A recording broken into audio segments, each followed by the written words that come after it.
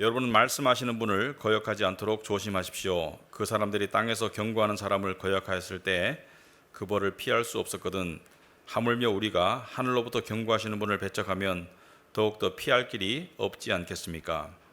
그때는 그의 음성이 땅을 뒤흔들었지만 이번에는 그가 약속하시기를 내가 한 번 더 땅뿐만 아니라 하늘까지도 흔들겠다 하셨습니다. 이 한 번 더라는 말은 흔들리는 것을, 곧 피조물들을 없애버리는 것을 뜻합니다. 그렇게 하는 것은 흔들리지 않는 것들이 남아있게 하시려는 것입니다.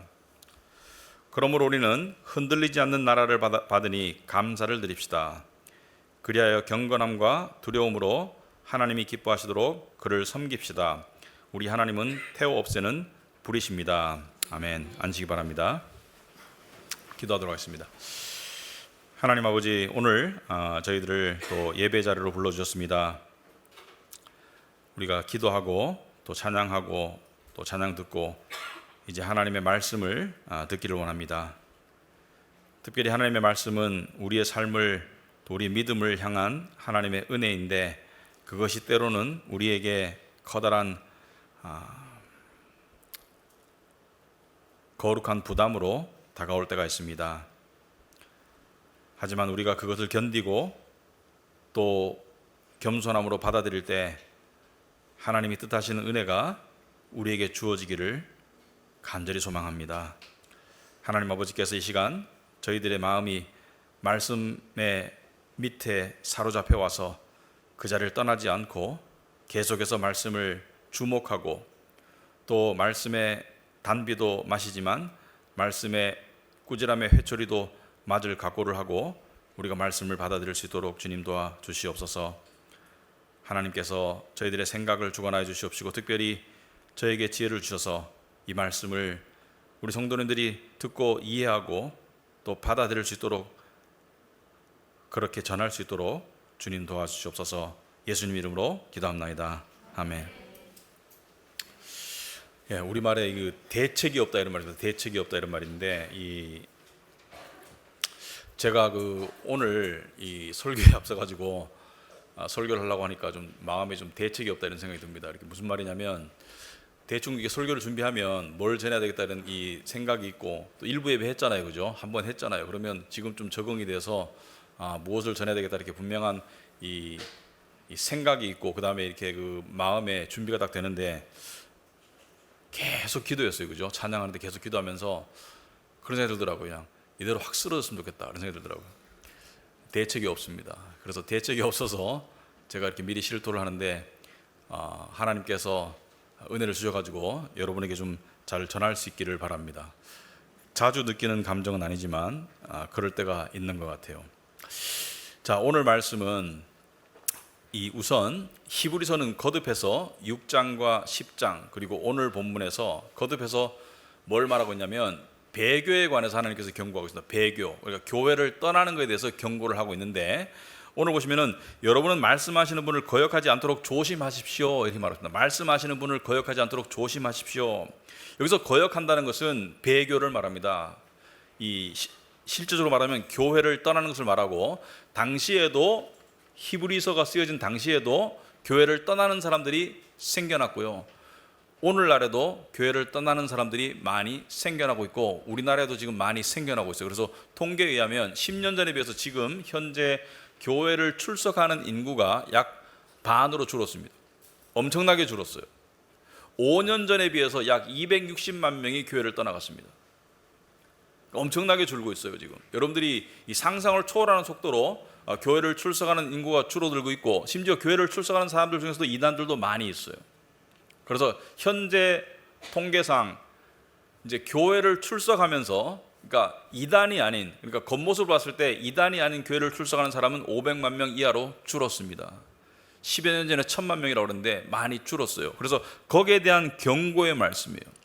그래서 그 사람들이 25절에 땅에서 경고하는 사람을 거역하였을 때 그 벌을 피할 수 없었거든. 땅에서 경고하는 사람은 모세를 말합니다. 율법을 줬던 모세를 말해요. 모세를 통한 하나님의 율법을 거부하고 무시했던 사람들이 그 벌을 피할 수가 없었다는 것은, 광야에서 40년 동안 광야에서 맴돌았고, 그리고 1세대가 다 죽었고요. 그리고 결국 이스라엘은 바벨론에게 멸망하죠. 하나님의 법을 거역한 죄로 바벨론에게 멸망하죠. 자, 그때는 그의 음성이 땅을 흔들었지만, 여기서 땅을 흔들었다는 것은 구체적으로 시내산에서 하나님께서 음성이 들렸을 때 땅이 흔들렸다. 하나님의 엄중하심, 하나님의 거룩하심, 하나님의 영광이 땅을 흔들었다. 그런데 이번에는 그가 약속한다는 것은 예언하시기를 내가 한 번 더 땅뿐만 아니라 하늘까지도 흔들겠다 하셨습니다. 땅뿐만 아니라 하늘까지도 흔든다는 것은 마지막 심판을 말합니다. 예수님의 재림에 의한 전 우주적 마지막 심판을 이야기하는 것이, 왜 이 불의 심판이 마지막 심판인데 29절에 우리 하나님은 태워 없애는 불이십니다. 모든 죄악된 세상을 태워 없애고 그리고 새하늘과 새 땅을 주시기 전에 마지막 심판이 있을 것이다. 27절에 그런데 이 마지막 심판 때 이 한 번 더라는 말은 흔들리는 것들, 곧 피조물들을 없애버리는 것을 뜻합니다. 그러니까 마지막 심판은 다 없애버리는 거예요. 하나님의 마지막 심판은 다 파멸시키는 거예요. 그래서 최종적이고 파국적인 게 마지막 심판인데, 그럼에도 불구하고 그렇게 하는 것은 흔들리지 않는 것들이 남아있게 하시려는 것입니다. 그러니까 하나님의 마지막 심판은 죄인을 심판하는 것이 근본 목적이 아니고 흔들리지 않는 것을 남겨두는 것이 목적입니다. 그러니까 하나님께서는 파괴가 목적이 아니고 보존이 목적이에요. 궁극적인 목적은 누구를 보존한다? 흔들리지 않는 나라, 하나님 나라에 속한 하나님의 백성들, 교회를 남겨둘 것이다. 그래서 남은 자들을 만들 것이다. 그래서 심판을 견디는 자들이 있을 것이다. 노아의 방주에 들어가서 홍수가 났을 때 노아의 방주 안에서 홍수에 의해서 쓸려가지 않았죠, 사람들이. 그죠? 근데 홍수에 역청을 발랐어요. 그 역청이라는 단어가 이 신약에 오면 이 대속이라는 단어와 뿌리가 같아요. 그래서 그리스도의 의로 옷 입고 있는 사람들은 그리스도 안에 있기 때문에 하나님의 심판을 피하고 남을 것이다. 그래서 남은 자가 돼야 되죠. 노아의 홍수에서 쓸려간 자들은 죽었고 혼인잔치에서 밖으로 데려간 자들은 죽었고요. 그래서 성경에서 맷돌을 갈다가 하나는 데려감을 당하고 하나는 버려질 것이다. 버려진다고 하면 안 돼요. 버린다고 하면 부정적인 뜻이 되죠. 남은 자가 되는 거예요. 남은 자가 구원을 받는 거예요. 그죠? 자, 그래서 28절에 그러므로 우리는 흔들리지 않는 나라를 받았다. 흔들리지 않는 나라를 받았다. 흔들리지 않는 나라가 뭐예요? 하나님의 심판을 견딜 수 있는 나라, 하나님 나라를 말하고, 마지막 심판 때 흔들리지 않는 나라, 그리고 현재의 이 흔들리는 세상 속에서도 흔들림 없이 버티고 견디고 승리할 하나님 나라를 말하고, 더 구체적으로 하나님의 백성들을 말합니다. 우리는 이 흔들리는 세상 속에서 흔들리지 않을 수 있는 믿음을 가진 자들이다. 그러한 존재이다. 그러한 신분을 가졌다. 그런데 왜 우리가 흔들리는가? 그 정체성을 확실히 인식하지 못하고 믿음에 굳건하지 못하기 때문에 흔들리고 있는 것이겠죠. 이건 이따가 다루도록 하겠습니다. 그래서 어떻게 하라고요? 흔들리지 않는 나라를 받으니 감사를 드립시다. 여러분, 하나님이 기뻐하시는 제사가 감사의 제사죠. 이건 감사할 이유가 없는데, 불만이 많은데, 불평이 많은데, 근데 하나님께서 하시는 감사는 뭘 말하는 거예요? 구원의 은혜를 향한 감사를 말하죠. 구원의 은혜를 향한 감사. 우리가 논리적으로 생각해 봤을 때 이 세상에 일시적이고 짧은 세월에서 일어나는 여러 가지 에피소드들이 행과 불행이 섞여 있다고 한들 영원히 완전히 보장되어 있다면 감사할 수 있지 않은가? 정상적인 마음이라면, 정상적인 신앙이라면 영혼을 지옥이 아니라 완전히 반대되는 천국에서 보내도록 하신 하나님의 은혜, 그리고 당신의 자식을, 아들을 내어주심으로 그 은혜를 이루셨다면 감사할 수 있지 않은가? 당연한 논리죠. 그리하여 뭐예요? 우리는 흔들리지 않는 나라를 받았으니까 경건함과 두려움으로 하나님을 존경하고 경외하는 마음으로 하나님이 기쁘시도록 그를 섬깁시다. 여기서 섬긴다는 단어는 serve, 그죠? serve, 영어로 serve인데 예배라는 뜻이 내포되어 있습니다. 그래서 하나님을 예배합시다. 여러분, 영어로 그 예배가 몇 시에요? 물어볼 때 뭐라고 물어봅니까? What time is the service? 봉사가 몇 시라는 뜻이 아니죠, 그죠? service가 예배라는 뜻이 내포되어 있어요. 여기에 그 뜻이 담겨 있습니다. 그를 예배로 섬깁시다. 우리 하나님은 태워 없애는 불이십니다. 하나님은 모든 부정한 것을 태워 없애는 거룩하신 하나님이다. 설교가 마쳤습니다.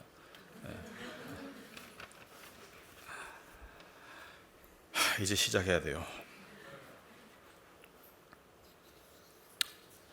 자, 여기서 첫 번째에서 거역하지 않고 떨어져 나가지 않도록 조심하라는 것은, 이것은 믿는 자들이 하나님께로부터 떨어져 나갈 수 있다는 것을 의미하는 건 전혀 아니에요. 이것은 두 가지를 말합니다. 세 가지를 말하죠. 첫째는 교회라는 공동체를 떠나는 사람들이 많이 나올 것이라는 것을 암시해요.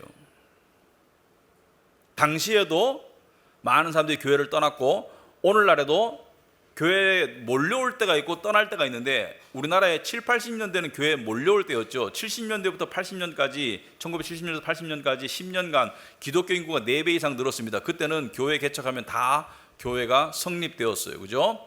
그래서 몰려올 때가 있는데 지금은 떠나고 있는 때인데, 자, 여기 이러한 상황 속에서 하나님께서 이 말씀이 믿지 않는 자들을 향한 경고의 말씀이라기보다는 믿는 자들을 향한 말씀이에요. 믿는 자들을 향한 은혜의 말씀인데 두 가지 의미가 있습니다. 첫째는 이러한 상황 속에서 요동하지 말아라.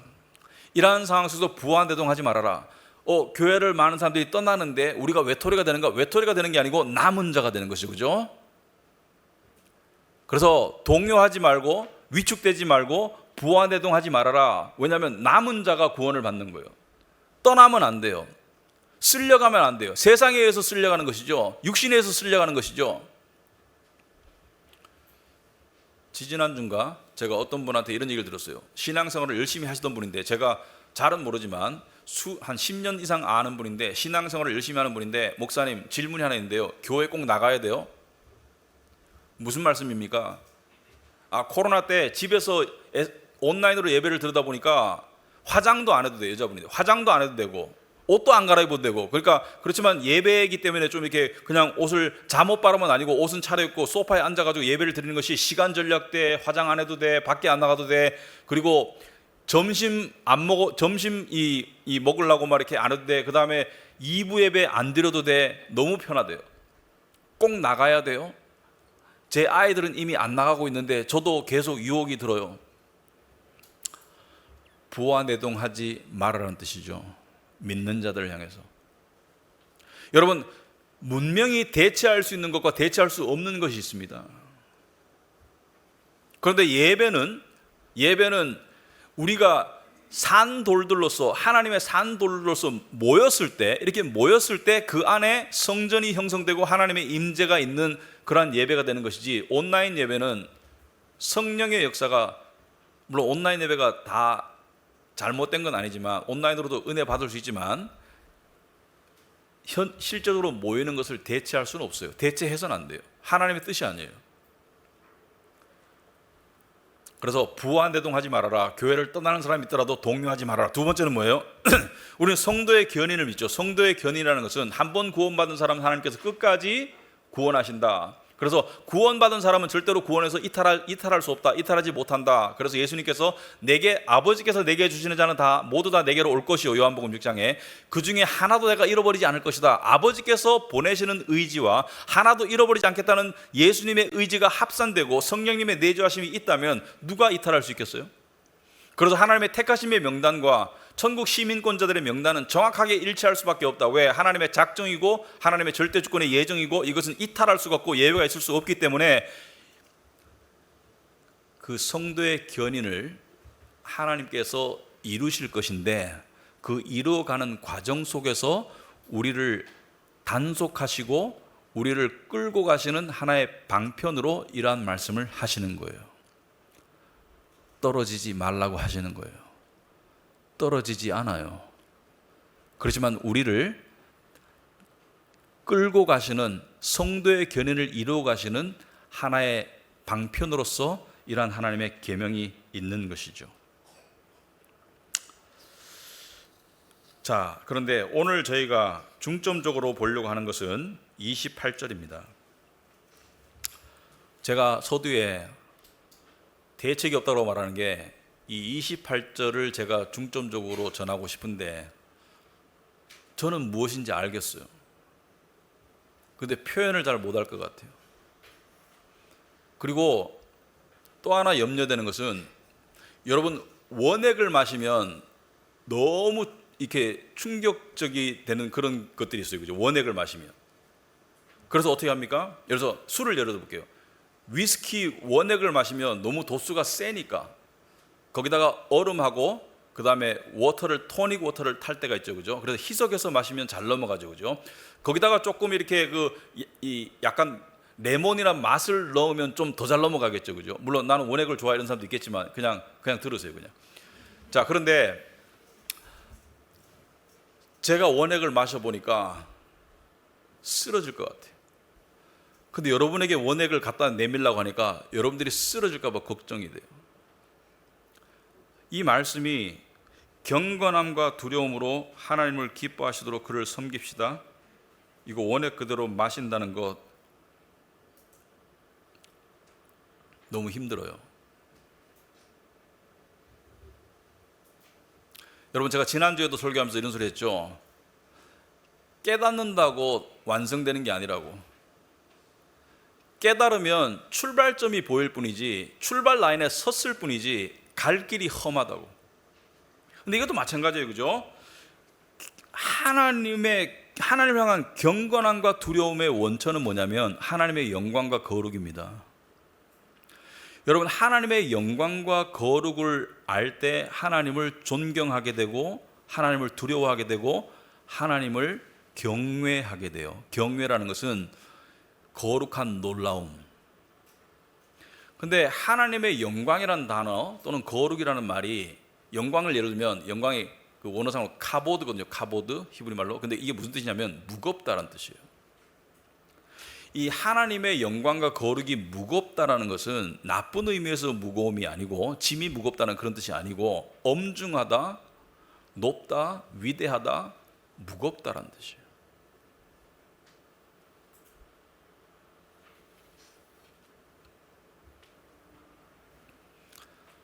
하나님의 영광과 거룩이 무겁다는 게 무슨 뜻인지 아세요?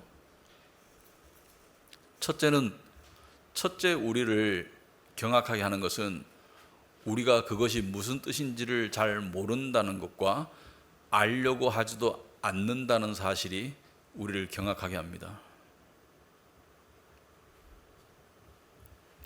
우리는 사랑의 하나님을 원해요.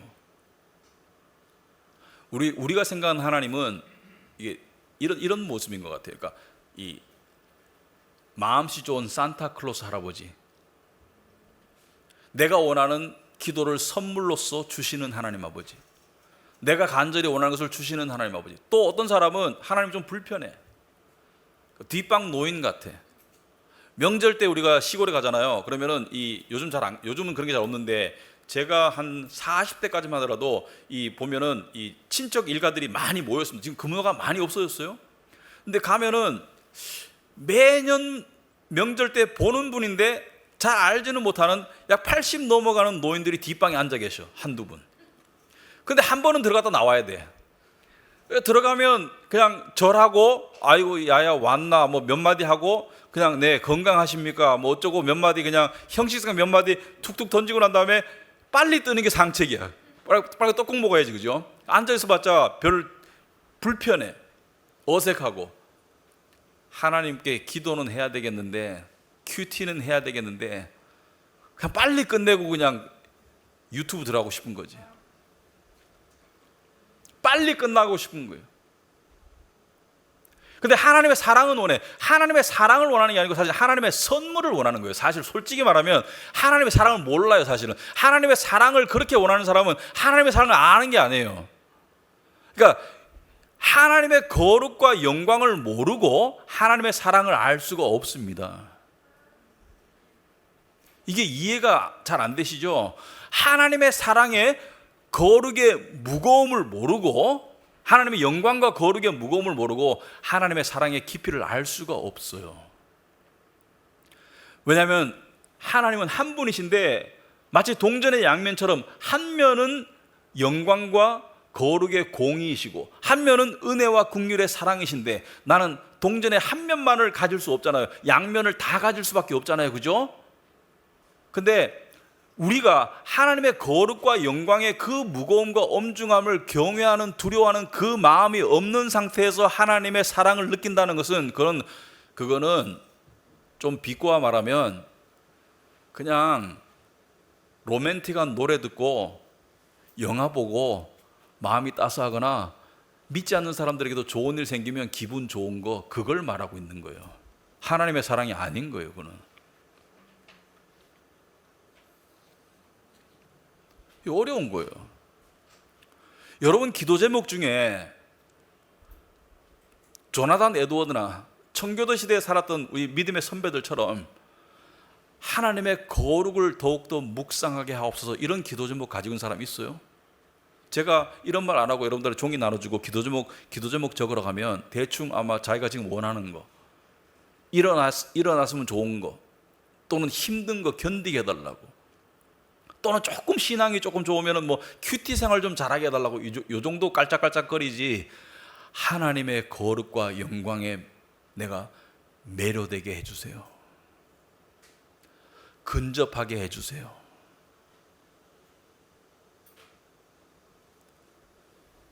그래서 제가 서두에 말한 거예요. 제가 먹어보니까 너무 힘들어요. 너무 힘들어. 내가 하나님을 믿는다고 하면서 하나님이 어떤 존재인지를 알려고 하는 마음은 요만큼도 없고 그냥 하나님의 선물만 오네. 마치 아내가 자기 남편 사랑한대. 왜? 월급 봉투가 두둑하니까. 근데 남편이 어떤 사람인지, 어떤 생각을 가지고 사는지 알고자 하는 마음이 없어. 그래서 남편이 갖다 주는 선물과 아버지가 가져다 주는 돈 봉투가 좋은 거지, 아버지의 고뇌, 아버지가 어떤 분인지 알고자 하는 마음이 없어. 제가 하나님의 거룩에 대한 조금 불편한 얘기를 하나 해드릴까요? 성경 보다 보면 불편한 장면들이 나옵니다. 자세히 보시면 레위기 10장에 보면 아론의 이야기가 나와요. 아론은 모세의 형으로서 이스라엘의 초대 제사장이죠. 대제사장이죠. 그죠?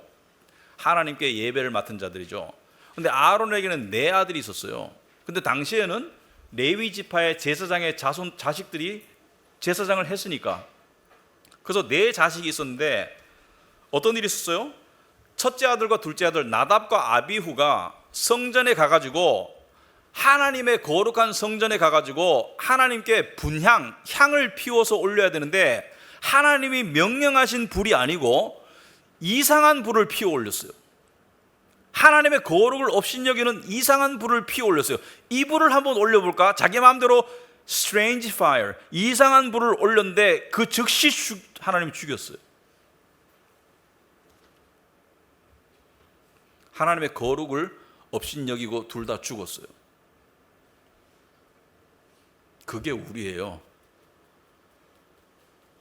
우리가 안 죽는 이유는 예수 그리스도의 보혈의 피가 우리의 죄를 씻었기 때문에 우리가 안 죽는 거지.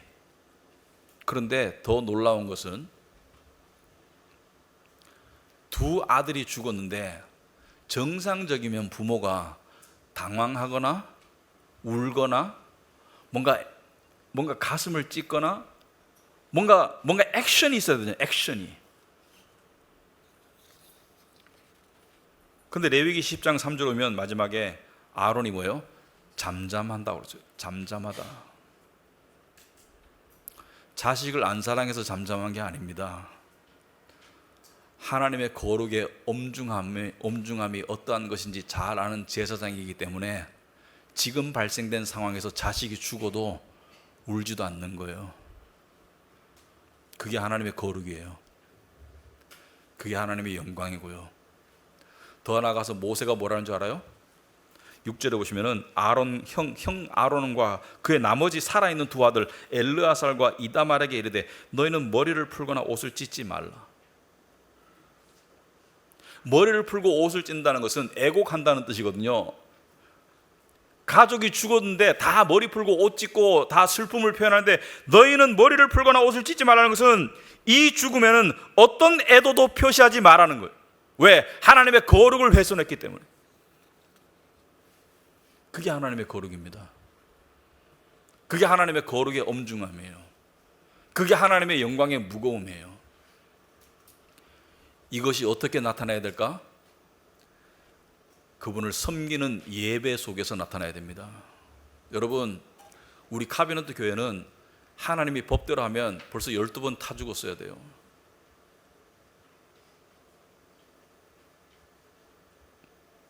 예배를 밥 먹듯이 빼먹어. 예배 시간을 직장보다 더 소홀히 여겨.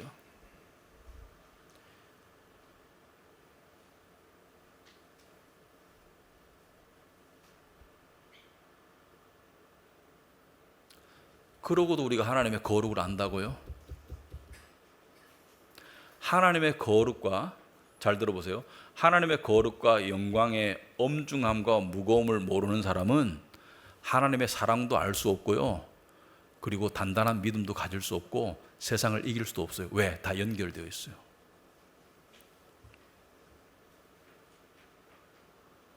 하나님의 거룩과 영광의 그 엄중한 무게를 내가 모르면 그 무게가 다져주는 믿음의 단단함이 생길 수 없다니까요.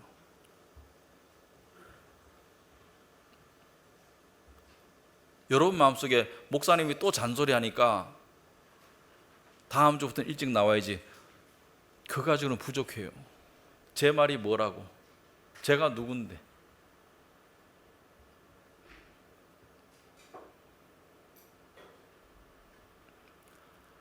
하나님의 거룩하심과 영광과 그분을 사모하는 마음이 여러분으로 하여금 예배를 직장보다 더 소중히 여기는 그런 자세로 만들지 않으면 아무 소용이 없겠습니다.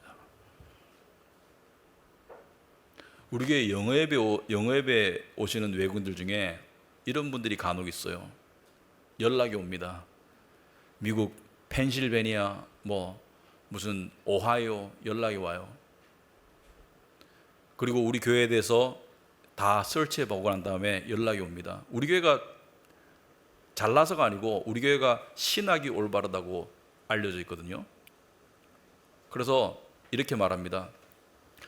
내가 다닐 교회가 정해지지 않으면 나는 직장이 아무리 좋더라도 이사할 생각이 없었을 것입니다.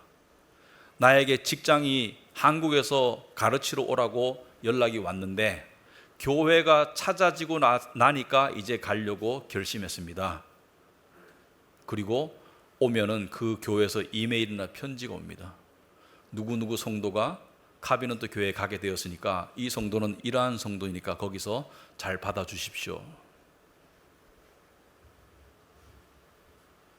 근데 우리는 뭐예요? 조금 나은 직장에 있으면 뽀록 달라갈 거야. 어떤 사람들은 교회가 없는 오지라도 돈만 더 벌면 갈 사람이 있어요. 그게 교회를 떠나는 거예요. 하나님의 영광과 거룩의 엄중함을 아는 사람은 예배를 소홀하지 않아요. 그런 사람에게 단단한 믿음이 주어지는 거예요. 그런 사람이 세상을 이길 수 있는 거예요. 처음 믿었을 때는 이런 사람이 있습니다.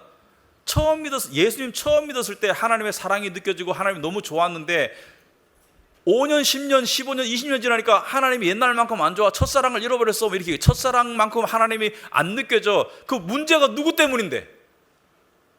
하나님 때문인 것처럼 얘기하더라고요. 하나님이 처음엔 나를 가까이 하시고 사랑해 주셨는데 지금은 안 해주시는 것 같아. 왜 그런 줄 아세요? 처음에는 모르고 있으니까 그냥 사탕 줬는데 하나님의 거룩과 영광을 알아가려는 그런 마음이 없는데 하나님이 사랑을 주시겠어요?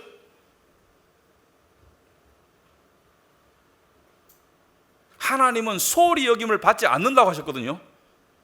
구원을 취소 안 하는 것은 참 다행입니다만은 하나님의 사랑과 은혜를 체험하기를 원하는 자, 하나님의 거룩과 영광을 알아가야 돼요.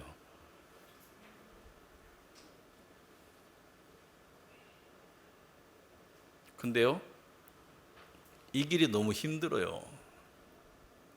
왜냐하면 하나님의 거룩과 영광이 나에게 무겁게 다가오려면 세상의 어떤 것이 나에게 무겁게 다가오는 것들이 없어져야 돼요. 하나님이 나한테 무겁게 다가오면 세상이 가벼워지고 세상이 무겁게 다가오면 하나님이 소홀해지는 거예요. 대표적으로 돈이 나에게 무겁게 다가오면 하나님의 거룩과 영광이 무거워질 수가 없습니다.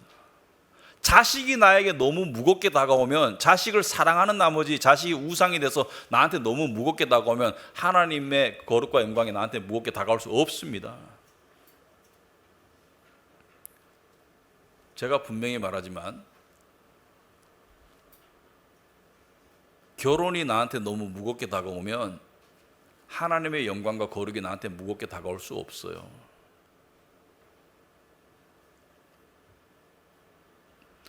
언젠가 하나님께서 저한테 물으셨어요. 저도 자식을 사랑하겠죠. 근데 물으셨어요. 네 자식이 중요하냐, 내가 중요하냐? 네 자식이 중요하냐, 내가 중요하냐?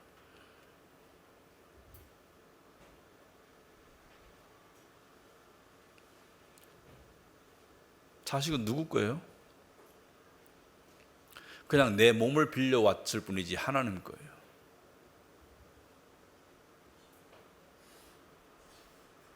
그거를 내려놓지 못하면 하나님의 거룩과 영광의 무게를 느낄 수 없습니다. 그게 자식이든 돈이든 뭐 집이든 뭐 명예든 성공이든 여러분이 가지고 있는 뭔가가 있죠. 근데 그 뭔가를 내려놓는다는 것은 두 가지 이유 때문에 힘들어요. 왜 힘드냐면은 첫째는 자기를 죽여야 돼. 내가 주머니에 이 볼펜을 내려놓으면 돼요. 던져버리면 돼. 근데 내 안에 무겁게 자리 잡고 있는 뭔가를 내려놓거나 제거한다는 것은 내 생사를 잘라내야 돼요. 이미 나의 분신이 되어버렸어. 이미 나의 일부가 되어버렸어. 내가 죽어야 되는데. 두 번째, 금단 증상이 올 겁니다. 내려놨는데 금단 증상이 올 거예요. 내려놨다고 생각했는데 어느 순간 보니까 더 강렬한 욕망이 내 안에서 금단 증상을 일으킬 거예요. 마약 중독된 사람이 마약을 끊으면 금단 증상 때문에 몸이 부르르 떨리죠, 그죠? 금단 증상이 오면 견디기 힘듭니다. 그래서 다 포기해요. 웬만하면 포기해요. 알코올 중독자가 술 끊는 게 그렇게 쉬운 줄 아세요? 웬만하면 중간에 포기해요. 왜? 그 고통의 금단 증상의 고통을 견뎌야 되는데 그 견디는 과정이 쉽지 않아요, 그죠? 우리는 술 광고를 보면 참이슬 술 광고를 보면 그냥 술 광고 잘 만들었네 이렇게 보겠지만 알코올 중독자가 술 끊고 있는 상태에서 술 광고 보면 어떻게 생각하겠어요? 저 술이 내 입에 들어와야 되는데. 마약 중독자가 간혹가다 검찰이 10만 명이 투약할 수 있는 마약을 대대적으로 적발했습니다. 우린 봤을 때 오래 살겠네 깜빵에서 이런 생각하겠지만 마약 중독자는 뭐예요? 저걸 내가 가졌으면 평생 누릴 텐데 이런 생각할 거예요. 돈이 우상인 사람은 예를 들어서 투기나 투자를 잘해서 돈을 벌었다는 사람의 기사가 나오면 어떻게 되겠어요? 금단 증상이 와요. 그것을 잘라내고 그것을 버리는 것은 매일매일의 몸부림이고요. 전진만 하지 않기 때문에 힘들어요. 후퇴하고 전진하고 후퇴하고 전진하고 후퇴하고 난 다음에 또 하나님께 매달리는 그걸 하겠냐고요. 애시당초 안 하려면 시작 안 하는 게 낫습니다. 왜? 괴로워요. 괴로운 과정을 거치다가 안 하려면 하지 않는 게 낫습니다. 왜? 괜히 괴로운 거예요. 더 괴로운 거예요. 끊으려고 하면 더 괴로워요. 그냥 술을 끊으려고 하면 더 괴로워. 안 끊을 것 같아요. 끊기 위해서 노력하는 것은 좋지만 중간에 끊으려고 하다가 못 끊을 것 같으면 안 끊으려고 하는 게 더 나아요. 그런데 우리는 하나님의 영광의 무거움을, 거룩의 무거움을 아는 쪽으로 나아가야 합니다. 왜? 그래야지 우리가 살 수 있어요.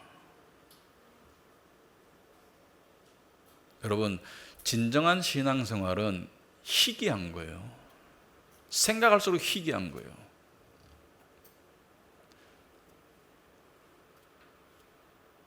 저는 지금 기독교 인구가 100만 명으로 줄어도 별로 놀라지 않을 것 같아요. 희귀한 거예요. 기독교 인구가 몇 프로고 이게 뭐가 중요합니까? 내가 믿어야지. 내가 제대로 믿어야지. 제대로 믿으려고 한 발자국만 떼보시면 하나님께 기도 안 할 수가 없을 겁니다. 제대로 믿는 게 얼마나 힘든지 한 번만 느껴보면 하나님께 기도 안 할 수가 없을 거예요.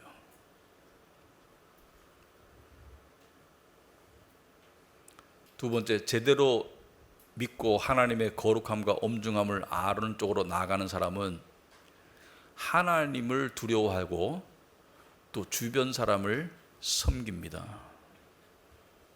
섬겨요.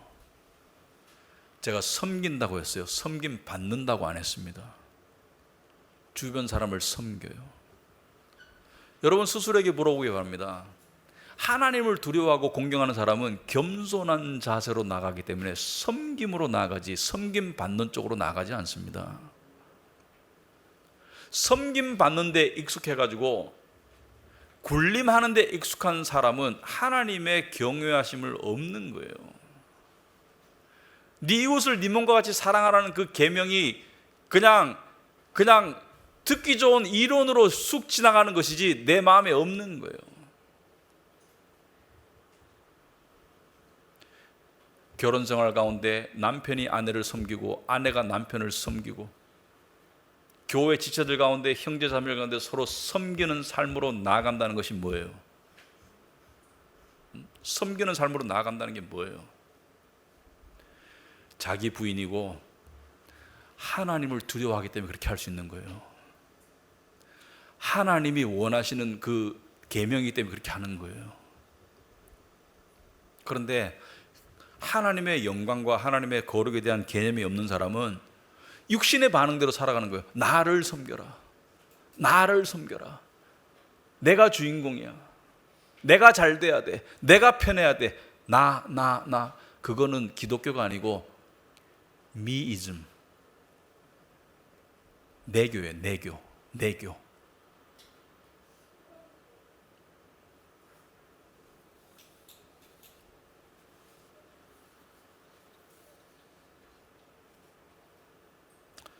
여러분 우리 서로 신앙생활을 한번 돌아보시기 바랍니다. 제가 왜 이렇게 무거운 얘기를 하냐, 본문에도 무거운 얘기가 나오지만 제가 금요 기도회 때 이 기도하면서 그런 기도가 자주 나왔었거든요. 성령의 임재와 역사가 있는 우리 카비넌트 교회와 예배되게 해주세요. 근데 저는 하나님이 왜 안 들어주시나? 물론 들어주신 부분도 있습니다. 성령의 역사가 임재가 없다는 거 아니에요. 오해하지 마세요. 우리 교회가 뭐 완전히 잘못됐다 이런 거 말하는 게 아니고요. 제가 원하는 만큼의, 그러니까 무슨 말이냐면 예를 하나 들어드릴게요. 역사 속에서 성령의 임재가 있었을 때, 하나님의 임재하심이 강하게 역사할 때 모든 사람이, 대부분의 사람들이, 현장의 대부분의 사람들이 압도당합니다. 구약에 보면 선지자들이 부름받았을 때, 신약에 사도들이 부름받았을 때, 베드로가 예수님을 처음 알아봤을 때 누가복음 5장에서 사도 요한이 요한계시록을 받았을 때 어떻게 해요? 다 쭉 뻗어 엎드리죠. 왜? 그 거룩하심의 무게에 짓눌려서 쭉 뻗어 엎드리죠. 깨구리처럼. 근데 성령의 임재가 있잖아요. 저도 체험해 봤어요. 손가락 꼽을 만큼. 한 번은 뉴욕 퀸즈에서 체험을 해봤어요. 뉴욕 퀸즈의 어떤 교회를 갔는데, 저 혼자 간 게 아니고 다른 목사님들과 함께 여럿이 갔는데 성령의 역사가 아니고는 설명할 수 없는 압도감을 느꼈습니다. 찬양 속에서. 찬양을 잘해서가 아니고 그 찬양 속에 성령의 역사가 있더라고요. 그런데 나중에 들어보니까 그 찬양팀은 30분 연습하면 1시간, 2시간 기도한답니다. 기도에 훨씬 더 많은 시간을 쓴대요. 어쨌든 간에 그걸 갈망했죠. 기도했죠. 목사로서 우리 교회에 성령의 역사가 있도록 해주세요. 성령의 임재가 있도록 해주세요. 지금도 있죠. 느낍니다. 하지만 압도적으로 충만한 역사가 있게 해주세요 라고 기도했는데 어느 날 저에게 음성이 들렸어요. 너와 네 교회가 할 일이 뭐니? 그때 깨달았습니다. 하나님을 경외하고 두려워하는 간절한 마음과 기도가 없는데 성령의 역사가 어찌 있겠나?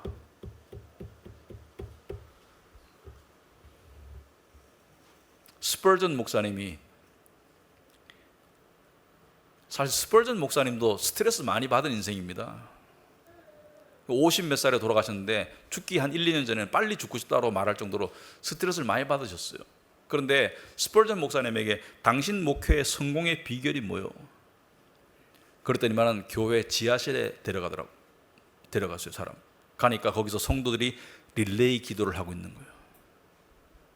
하나님의 역사가 있도록 해달라고 계속, 성도가 많으니까 릴레이 기도가 가능한 거예요. 계속 기도하고 있는 거예요.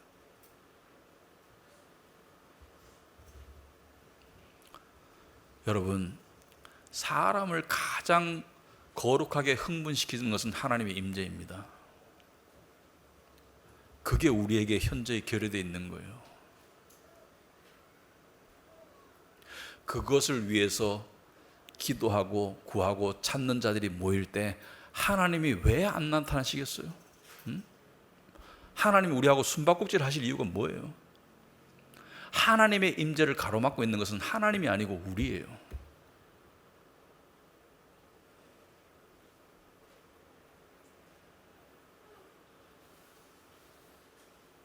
그래서 어떻게 할까요? 이게 중요하죠. 어떻게 할까? 사탄과 육신은 우리를 계속 공격합니다. 지금도 그럴 수 있어요. 뭘 그렇게 심각하게 살아? 요즘 사람들이 심각한 거 별로 안 좋아해요. 요즘 보면 심각한, 그러니까 이게 텔레비를 켜놓으면 다 그냥 제가 봐서는 쓸데없는 소리 대회하는 것 같아.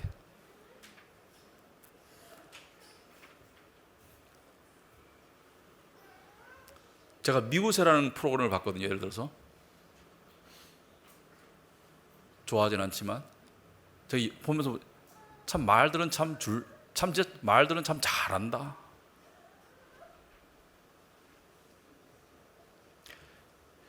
인생의 중요한 부분을 생각하지 않고 추구하지 않고 그게 인간이냐?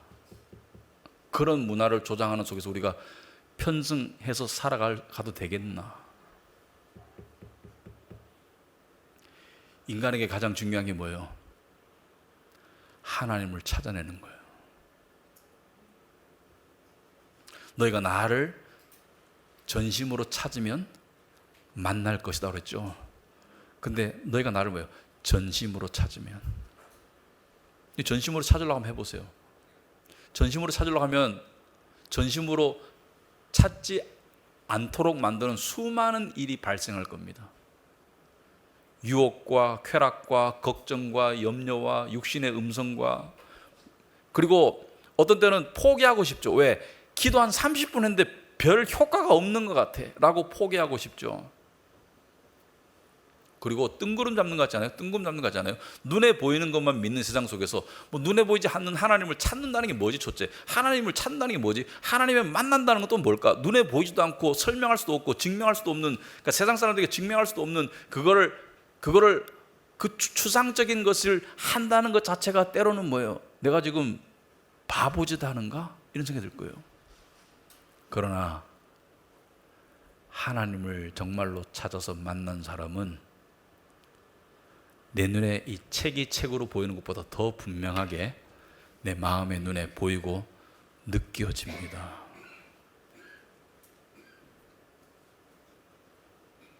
저는 거기에 목숨 거는 우리가 되었으면 좋겠습니다. 여러분과 마찬가지로 저도 우상이 있어요. 우상을 죽여나가다 보니까 금단 현상도 오고요. 우상을 죽여나가려고 하니까 마음이 기쁘질 않아. 마음이 기쁘질 않아. 왜? 하나님을 찾으려면 초상집에 가야 되는데 초상집에서는 기쁘지가 않아. 그런데 안 멈추려고요. 적어도 예수 믿는다면 끝까지 가봐야 되겠습니다. 하나님이 진짜인지 내가 돌았는지 끝까지 가봐야 되겠습니다. 여러분 찬양을 되게 좋아하시더라고요. 나는 이 길을 가리라, 좁은 문, 좁은 길, 십자가 지고, 다 거짓말이에요, 거짓말. 진심을 담아서 한번 해보세요. 그게 얼마나 어려운 찬양인지. 진심을 담아서 한번 해보라니까요. 나의 가는 이 길 끝에서 나는 주님을 보리라. 진심을 담아서 한번 해보세요. 그렇게 한번 해보세요. 그리고 그렇게 한번 살아보세요. 저는 요즘에 찬양할 때 생각하고 찬양합니다. 내가 이거 지금 믿고 하는 거야? 아니면 멜로디가 좋아서 그냥 흥얼거리고 있는 거야? 그냥 영웅심에서 부르고 있는 거야? 아니면 내가 정말 이걸 하고 싶은 거야? 이렇게 따지고 생각하다 보면 생각할 것이 한두 가지가 아니에요. 이렇게 생각하는 것은 신경이 예민한 게 아니고 세밀한 거예요. 좋은 거예요. 신앙은 분명한 거예요. 하지만 신앙생활이라는 것은 위선이 들어갈 수 없는 거예요. 하는 척 하는 것은 절대로 한 발도 못 나가는 거예요. 해야 하는 거예요. 해야 하는 거예요. 하나님의 거룩과 영광이 여러분에게 무거움을 줄 수 있도록 하나님을 찾아야 하는 거예요. 이해하셨으면 감사하고, 뜬금 잡는 소리 같았으면 그냥 지나가시면 됩니다. 기도하겠습니다. 하나님 아버지 감사합니다. 오늘 저희들에게 또 말씀을 통해서 말씀하심을 감사합니다. 하나님의 거룩과 영광을 우리가 공경하고 두려워하고 경외한다는 것이 우리에게 너무나 부족한 것이 현실입니다. 아버지 하나님, 이 길을 갈 수 있도록 도와주시옵소서. 이 길을 가서 정말 하나님의 임재가 내 안에 계시고 하나님의 임재가 우리 예배 가운데 있다는 것을 우리가 체험하고 하나님께 영광 돌리는 그 신앙의 열매를 꼭 맛볼 수 있도록 주님 도와주시옵소서. 비록 세상의 어떤 것들을 잃고 희생한다 할지라도 하나님을 얻으면 우리가 만족할 것입니다. 하나님을 얻는 저희 교회 될 수 있도록 주님 도와주시옵소서. 예수님 이름으로 기도합나이다. 아멘.